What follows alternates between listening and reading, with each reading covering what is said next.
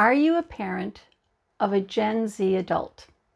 And do you find things with this adult frustrating as they are navigating being an adult?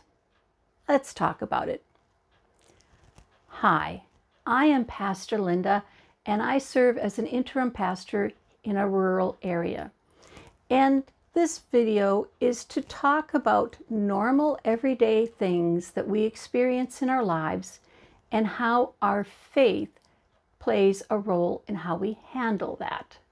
So let's begin with the whole thing about, do you have a Gen Z adult? Are they going through something in their life that there is some sort of struggle and they're struggling to figure it out, yet they won't listen to you for advice?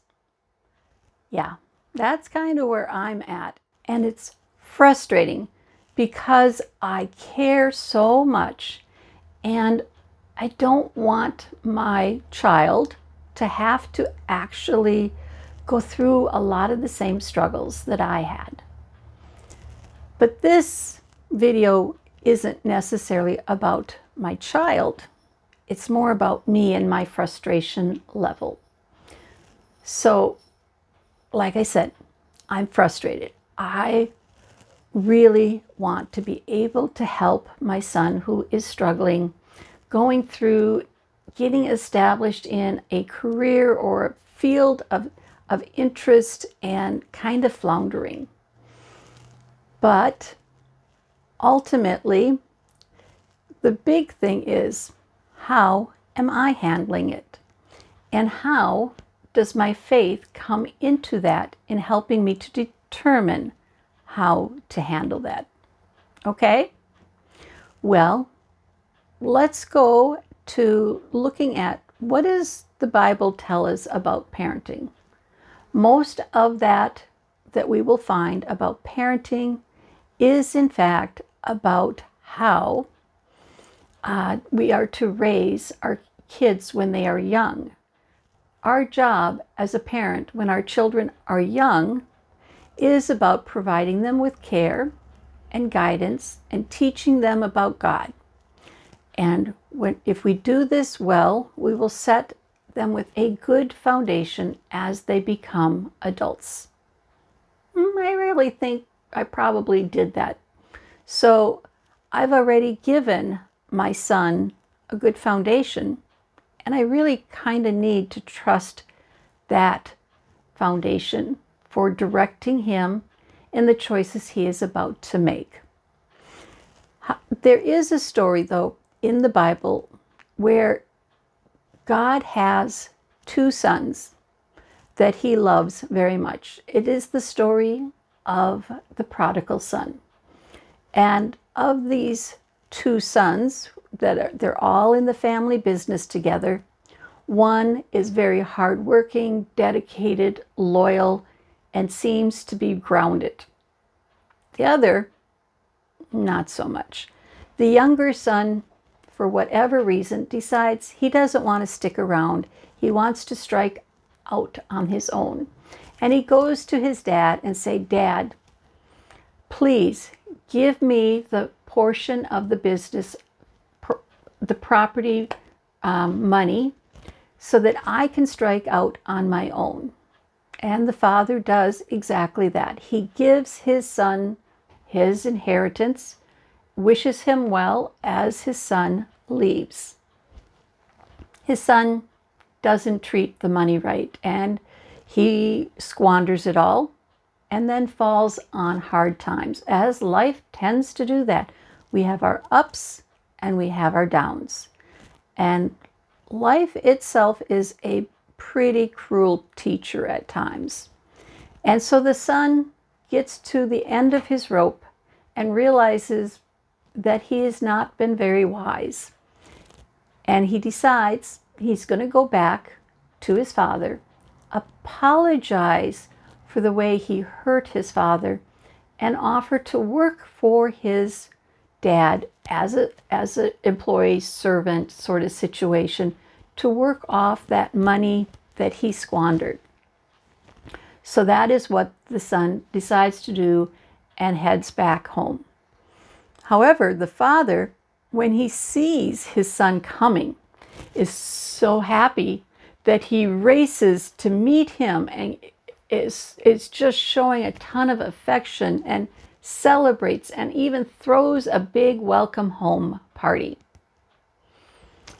So if God is the father in this situation, what does that teach me about what a parent does? Well, let's see. The father gave the son what he asked for. He then let him go and make his own choices and left it to the world to give him the lessons of what happens when you move away and you choose to pretty much maybe even ignore what you were taught. So that is what he does. And the father lets go of him at a point where he doesn't know if his son will come back. He doesn't know how his son is going to fare.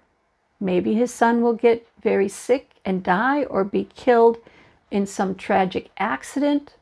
So he doesn't know. When he lets his son go, his son may never come back. And yet, he doesn't stop loving his son or hold a grudge against him. So the son does get, kind of knocked around by life. We all have those big things that come up and kind of knock us out. But he still has allowed the son to be himself without trying to go rescue him, and never stopped loving him. So what that tells me, and believe me, this is tough for me because, like I said, as a mother, I want to make everything okay and fix problems for him, is that I really have to just let go and trust him into God's care. He is an adult. He needs to have the same opportunities I had to make those decisions and deal with the consequences. Will he make some of the same poor decisions I made? Probably, as it's part of that process of finding your way. So that is what I am struggling to do, but I'm leaning into my prayer life and talking to God about that. And also, it is in fact a tough thing that, yeah, he has the good foundation that he started with, and it will lead him in his life.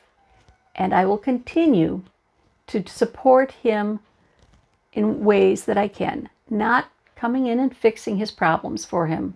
He needs to do that on his own. But I will be here at any time with open arms to greet him. And I hope something I said here is helpful to you in figuring out your own situation with your child. And with that, I wish you a very blessed day. Amen.